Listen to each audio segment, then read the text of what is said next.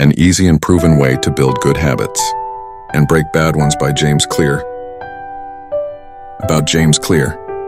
Story shot summary of Atomic Habits. An easy and proven way to build good habits and break bad ones by James Clear. About James Clear. James Clear has been researching habits and decision-making for many years. He made his name as the author of one of the fastest-growing email newsletters in history. This newsletter grew from 0 to 100,000 subscribers in just 2 years. Today, his newsletter has over 1 million subscribers, and the articles on his website receive 10 million hits each year. His work frequently appears in publications, including the New York Times, Forbes, and Business Insider. His first book, Atomic Habits, has sold millions of copies and has been translated into more than 50 languages. He's a speaker about habits and continuous improvement at major companies such as Cisco, Honda, Intel, and LinkedIn. He's a former athlete and a contributor to Against Malaria Foundation. Introduction. In Atomic Habits, James Clear argues that big goals shouldn't be your main focus in life. Instead, you should be utilizing frequent, repetitive actions and systems to help develop habits that stick. The significant changes you want to make in your life depend more on creating small habits than sizable shifts. For example, suppose you want to get in shape. In that case, your best bet is eating slightly better, exercising regularly, and getting enough sleep. Instead of wasting your time setting unachievable goals with drastic changes, all you have to do is make one minor change daily. This theme runs throughout Atomic Habits. The quality of your life depends on the quality of your habits. Some habits are small, like an atom. As these atomic habits accumulate, they can make a significant impact in your life. The fundamentals why tiny changes make a big difference. What are habits? All big things come from small beginnings. The seed of every habit is a single tiny decision. But as that decision is repeated, a habit sprouts and grows stronger. Roots entrench themselves and branches grow. The task of breaking a bad habit is like uprooting a powerful oak within us. And the task of building a good habit is like cultivating a delicate flower one day at a time. James Clear. Habits are small, everyday behaviors that we perform automatically, with little or no thought. Habits are also powerful. We are what we do every day. In this way, habits form our identity. So when repeated daily, even the smallest actions have a considerable effect. That said, positive change requires patience. But you can be confident that good habits keep you on the right trajectory, even if you don't see results right away. Making significant changes in your life through habits doesn't require significant upheaval. Tiny changes to your behavior are often enough to lead to the desired results. Why is it hard to build good habits? Conditioning. Habits are built through conditioning. In effect, we tend to repeat satisfying behaviors until they become automatic. For example, when you were a baby, you would have sucked your thumb to calm yourself. This calming feeling was the satisfying consequence that encouraged you to repeat the behavior. This is why bad habits can be so hard to break and replace with good habits. Fortunately, you can also use conditioning to help build good habits. As adults, we can engage with habits like going on a morning run because we get an endorphin buzz and feel more productive. Minor improvements. We fail to create good habits because humans tend to convince themselves that massive success requires massive action. It is easy to underestimate the value of making minor improvements, like going on a morning run each day, but the benefits will accumulate since the habit is repeated daily. Clear shows us why incremental changes can have a big impact. He explains that 1% of personal improvement each day means you'll be 37 times better by the same time next year. Here's the math. 1.01 to the power of 365 days is 37.78. In other words, 37 times better. That's how small, everyday improvements become atomic habits that help you reach your goals. The downside is that bad habits can function this way too. Clear shows how getting 1% worse each day results in terrible outcomes over the course of a year, as 0.99 to the power of 365 is 0.03, near zero. Compound interest. Atomic habits are the compound interest of self-improvement. Just like money multiplies to produce compound interest, the effect of your habits multiplies as you repeat them. But this also means that habits may appear to make little or even no difference on any given day. Still, the impact they deliver over months or years can be enormous. Our goal is to develop compound interest in healthy habits, but bad habits compound too. As mentioned earlier, putting off until tomorrow may seem to make no difference at the time. But if you repeat this 1% error day after day, these tiny errors can compound into toxic results. Success is the product of daily habits, not once-in-a-lifetime transformations. You will not identify immediate positive outcomes from daily habits, as outcomes will always lag behind habits. In fact, habits often appear to make no difference until you cross a threshold and unlock a new performance level. This threshold is the plateau of latent potential. Because habits do not provide us with the immediate gratification that humans crave, we often give up. This moment marks our plateau of latent potential. The plateau of latent potential shows us why it can be hard to build habits. You simply must persist long enough to break through this plateau. Habit gratification will take time, so you must learn to be patient and have faith. Forget about goals, concentrate on systems. You should be far more concerned with your current trajectory than with your current results. James Clear. Goals are the results you want to achieve. Systems are the processes that lead to those outcomes. Your focus should be on the systems. If you adopt this mindset, the goal will take care of itself. Clear provides a few reasons why systems manage goals. 1. Winners and losers have the same goals. For example, every Olympian wants to win a gold medal, and every entrepreneur wants to be successful. Merely creating this goal does not guarantee success. Otherwise, we would have millions of gold medalists, and every entrepreneur would achieve their dream. So it's the winner's system that helps them achieve success and get results. 2. Achieving a goal is only a momentary change. So goals can actually restrict your happiness.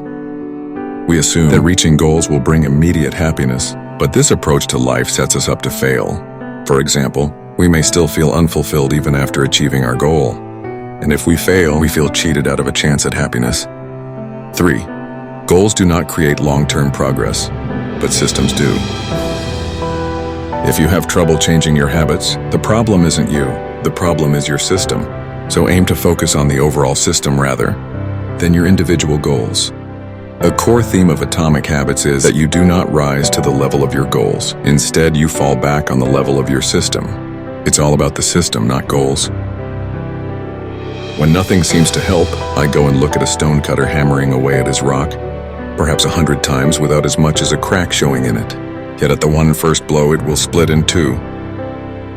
And I know it was not the last blow that did it, but all that had gone before. James Clear. Habit loops. Habits are self-reinforcing. This means that doing the habit and receiving the reward strengthens your desire to do it again.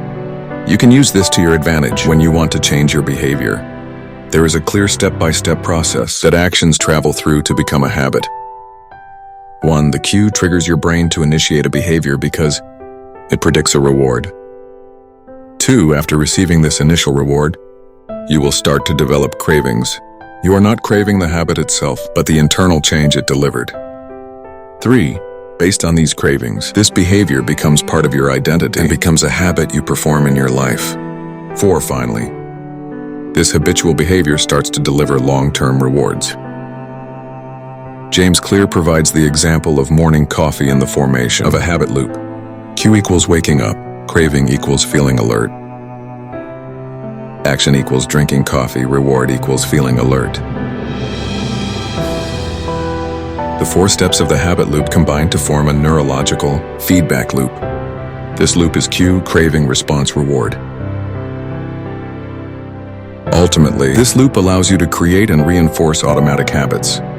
The more you practice this habit loop with any particular habit, the more it will become automatic. Clear provides 4 laws that describe the way you can start building habit loops. First law, make it obvious. To take advantage of habit loops to build good habits, you want to make the cues obvious. For bad habits, you want to make the cues invisible or remove them. Suppose you want to get better at playing the guitar. In this case, you need an obvious cue that acts as a reminder to play the guitar. For example, you could put the guitar in the middle of the living room so your brain is triggered more often. Another excellent way to introduce new cues is by creating a habit stack. Habit stacking is simply the act of adding habits before and after each other. Remember that your brain creates strong neurological connections to support regular habits. You can use those connections by tying a new habit to an established one. This could mean putting on workout clothes directly after taking off your work shoes, or meditating for a minute right after pouring your first cup of coffee. How to form good habits. The more pride you have in a particular aspect of your identity, the more motivated you will be to maintain the habits associated with it. If you're proud of how your hair looks, you'll develop all sorts of habits to care for and maintain it. If you're proud of the size of your biceps, you'll make sure you never skip an upper body workout. If you're proud of the scarves you knit, you'll be more likely to spend hours knitting each week. Once your pride gets involved, you'll fight tooth and nail to maintain your habits. James Clear. Certain stimuli can trigger habitual behavior. Once you understand that, you can use this knowledge to form good habits. Number 1, encourage better habits by changing your environment. Create cues that are as obvious as possible, and you'll be more likely to respond to them. For example, suppose you want to eat healthier snacks. You could leave these healthy snacks out on the shelf rather than hiding them in the salad drawer. Number 2, use implementation intentions. Implementation intentions are specific plans about the time and place you will perform your new habit. Don't make vague statements like, "I will eat better." Instead, create a clear plan of action and set out when and where you will carry out the habit you want to cultivate. Number 3, build temptation. Humans are motivated by the anticipation of reward. Our brain releases dopamine, the feel-good hormone, not only when we do pleasurable things, but also when we anticipate them. Note that establishing attractive habits will help you stick to them. Link the habit you want to form, but are not enjoying with the behavior that you're drawn to. For example, allow yourself to watch episodes of your favorite show while you're cycling at the gym. Number 4, make the habit as easy to adopt as possible. Reduce friction for good habits and increase friction for bad habits. Number 5, use the 2-minute rule. Make any new activity feel manageable by only committing to 2 minutes of it. This is a way to build easily achievable habits, leading you on to more extraordinary achievements. Getting started is the most critical step. Number 6, establish habits that are immediately satisfying. When you're pursuing habits with a delayed return, try to attach immediate gratification to them. How to keep your habits on track. Every action you take is a vote for the type of person you wish to become. No single instance will transform your beliefs, but as the votes build up, so does the evidence of your new identity. James Clear. Option 1, habit tracker. Habit trackers help ensure you maintain the daily behaviors required to feed a habit. For example, use a calendar or diary to create a habit tracker. Cross off every day that you manage to stick to your good habit. What's more, habit tracking itself is an attractive and satisfying habit. This is why habit tracking is so effective. Option 2, contract. Develop a habit contract that imposes negative consequences if you fail to stay on track. Try to involve other people. Simply knowing that someone is watching can be a powerful incentive to keep going. Second law, make it attractive. Next, to make a habit stick, you must get regular positive feedback from this habit. An efficient way to develop this positive feedback is to use temptation bundling. Temptation bundling relies on unenjoyable activities becoming enjoyable through their connection with your favorite things, such as watching TV and exercising. You're more likely to find a behavior attractive if you get to do one of your favorite things simultaneously. The second method to make the craving more attractive is joining a culture where your desired behavior is normalized. For example, if you want to become well-read, you could join a book club. Joining this club will hold you accountable, and you will likely find reading more fun than doing it alone. Similarly, if you want to break bad habits, you'll want to join a culture that doesn't endorse your bad habits. You also want to leave cultures where your bad habits are normalized. Suppose you want to quit smoking. In that case, it might be advisable to stop spending time with people who are habitual smokers. Third law, make it easy. Conventional wisdom holds that motivation is the key to changing a habit. If we want to change badly enough, we will change. Yet the relationship between motivation and changing habits is a bit more complicated than this. To be more specific, human behavior follows the law of the least effort. We naturally gravitate toward the option that requires the least amount of work. You can use this to your advantage by creating an environment where doing the right thing is as easy as possible. To create this environment, you should reduce the friction associated with positive behaviors.